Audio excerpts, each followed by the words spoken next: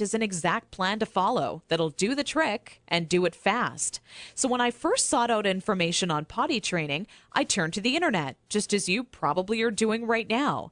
I was bombarded with a million things I should buy to help make potty training easier. From reward chart stickers to special potties that played music when you peed, I was reluctant to spend money on something only to later find out it was just a gimmick. I guess you could say I didn't want my money to be the only thing flushed down the toilet. Like you probably already have, I started to notice pull-up diapers becoming more and more popular with parents, and that's when I started to see a common trend between children in my daycare. The boys and girls who were potty trained the fastest were the ones whose parents never trained them with pull-up diapers. After months of seeing this occur time and time again, I was convinced pull-up diapers simply don't work. If there's one thing I refused to do when potty training my daughter Emily, it was putting her in pull-up diapers. But I had to ask myself why so many parents are getting aboard the pull-ups bandwagon. Now, understand that the diaper business is a multi-billion-dollar industry. They know when your child is a baby, every dirty diaper will have to be replaced, and that's another dollar in their pockets. But once your child gets a little older, these companies risk losing your business. So how do they squeeze every last cent out of you before you no longer need their product? By creating a diaper you need to buy after diapers, or commonly known as pull-ups. This is all really a ploy for the company to get your business longer. All these companies really care about is how much money they make and sneakily advertise it as some amazing tool for potty training. Without turning this into a boring rant, these diapers will more than triple the amount of time it takes to successfully teach your child how to use the potty.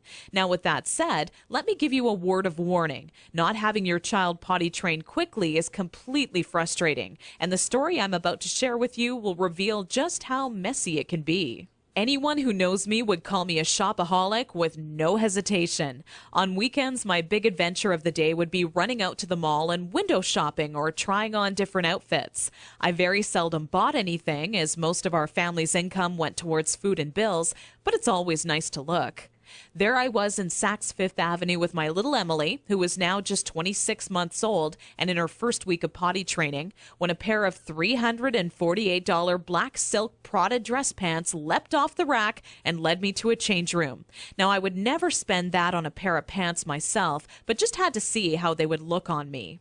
They were a perfect fit, and as I turned my body from left to right, my eyes would stay glued to the mirror, admiring myself in the pants from all sides.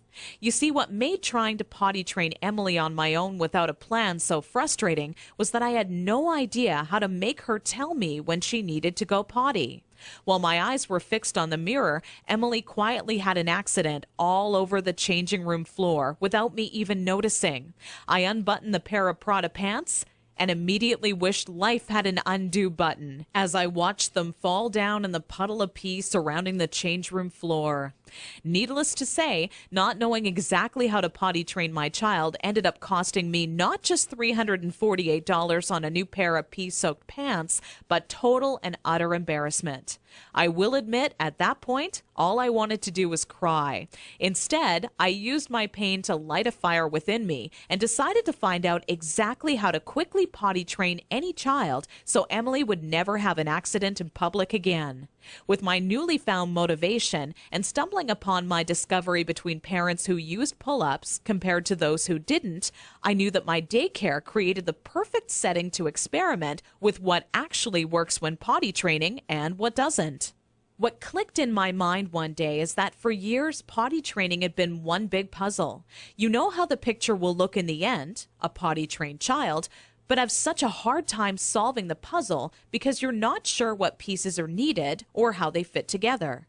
For the next 3 months with Emily, I tried every possible tip, trick, and method out there.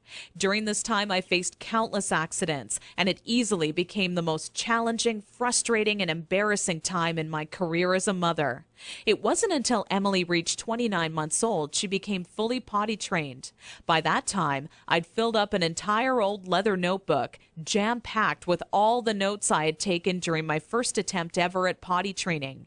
In addition to my own findings, I was receiving input and feedback from nearly all the parents whose children attended my daycare. On paper, it started to become clear to me what methods were effective and worked time and time again for families. 2 years and one more child later, all of my findings had been turned into what I believe is the only effective method in existence to quickly potty training any child in as little as 3 days. It wasn't until I started giving out copies to all the parents whose children attended my daycare I knew I was on to something big. The next week, parents started approaching me out of the blue, asking, how can I quickly and easily potty train my child? I would kindly give a copy of the guide along with my business card clipped to the top left-hand corner to anyone who asked. I would say over 127 mothers and fathers had come to my daycare that month alone just for a copy of the potty training guide that I'd spent so much time creating. When I would walk into my office in the morning, there'd be a minimum of 37 messages on my answering machine waiting there for me. I was getting phone calls from people either thanking me for helping them train their child in under a week, or who heard about my guide from a friend or family member and wanted to know how they could get their hands on a copy. Listening to these messages quickly became a daily part of my routine and would take almost 45 minutes out of my workday.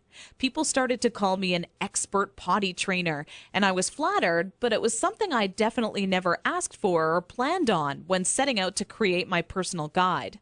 Sometimes I wished it would even go away, as there were people who would seek out my personal phone number and insist on calling me at home. I don't know about you, but running around the house after children is hard enough on its own without constantly running towards or being on the phone. One day, an old friend showed up at my doorstep for a visit unexpectedly. As